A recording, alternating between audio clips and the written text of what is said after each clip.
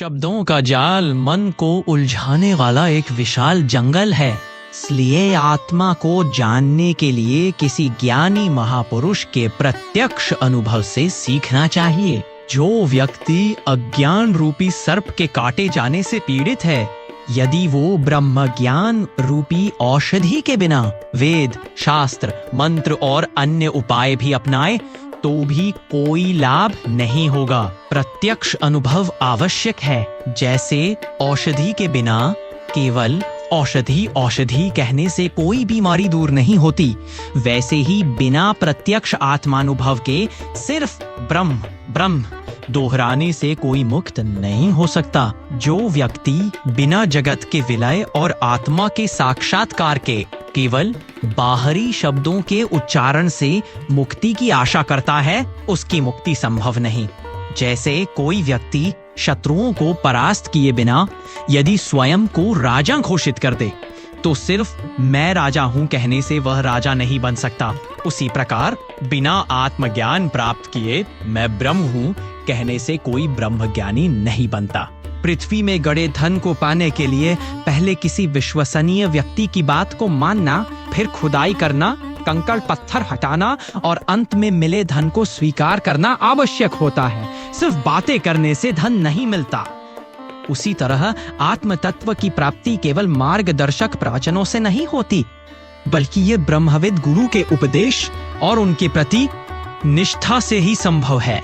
इसलिए जैसे रोग से छुटकारा पाने के लिए व्यक्ति स्वयं प्रयास करता है, वैसे ही भवबंधन से मुक्त होने के लिए विद्वान को अपनी पूरी शक्ति लगाकर स्वयं प्रयत्न करना चाहिए। गुरु ने कहा, तूने आज जो प्रश्न किया है, शास्त्र इन्हें अत्यंत श्रेष्ठ मानते हैं। ये प्रश्न संक्षिप्त तो हैं, लेकिन अत्यंत गंभीर, अर्थयुक्त और मोक्ष की इच्छा रखने वालों के लिए जागरण हेतु है। हे विद्वान, मैं जो कहता हूं उसे ध्यान पूर्वक सुन। यदि तू इसे सुनकर मनन करेगा तो शीघ्र ही भवबंधन से मुक्त हो जाएगा।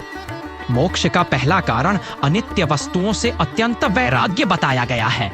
इसके बाद शांति, शम, संयम, दम, सहनशीलता, तितिक्षा और समस्त आसक्ति युक्त कर्मों का त्याग आवश्यक है। इसके बाद मुनियों को श्रवण, मनन और लंबे समय तक निरंतर आत्मतत्व का ध्यान करना चाहिए। तब वह ज्ञानी व्यक्ति इस निर्विकल्प अवस्था को प्राप्त कर निर्वाण सुख का अनुभव करता है। अब मैं तुझे आत्मतत्व की वास्तविक समझ बताऊंगा। तू इसे भलीभांति सुनकर अपने चिंतन में स्थिर कर। स्थूल शारीरिक वर्णन, मज्जा, हड्डी, चर्बी, मांस, रक्त, चमड़ी और त्वचा, इन 7 तत्वों से बना हुआ शरीर, जिसमें पैर, घुटने, छाती, भुजा, पीठ और सिर आदि अंग होते हैं। मैं और मेरा के मोह में डूबा यह अज्ञान से उत्पन्न देह ही स्थूल शरीर कहलाता है। आकाश, वायु, अग्नि, जल और पृथ्वी ये सूक्ष्म तत्व हैं, जिनके मिश्रण से स्थूल शरीर बनता है। इन्हीं से जुड़े शब्द, स्पर्श, रूप, स्वाद और गंध सुख दुख के अनुभव का कारण होते हैं। विषयों की निंदा, जो अज्ञानी इन विषयों में लिप्त रहते हैं, रूप, स्वाद, गंध, स्पर्श और ध्वनि, वे अपनी इंद्रियों के वश में होकर इनके पीछे भागते हैं और बार बार जन्म और मृत्यु के चक्र में फंसते रहते हैं। हर जीव, जैसे हिरण को ध्वनि, हाथी को स्पर्श, पक्षी को स्वाद, पतंगे को प्रकाश और मछली को गंध के कारण मृत्यु मिलती है, उसी तरह मनुष्य भी यदि इन 5 इंद्रियों से बंध जाता है तो वह कैसे मुक्त हो सकता है। विषयों की ओर आकर्षित व्यक्ति अपने जीवन को वैश्यैला बना लेता है।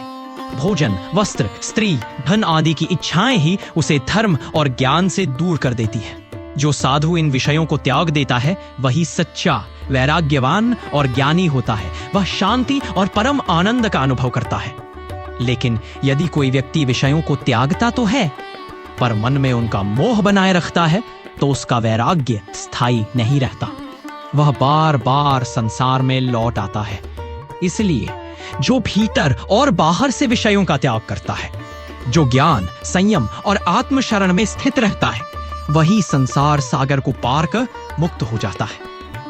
जिसने वैराग्य रूपी तलवार से इंद्रियों की विषय लालसा को नष्ट कर दिया है, वही संसार सागर को पार कर सकता है।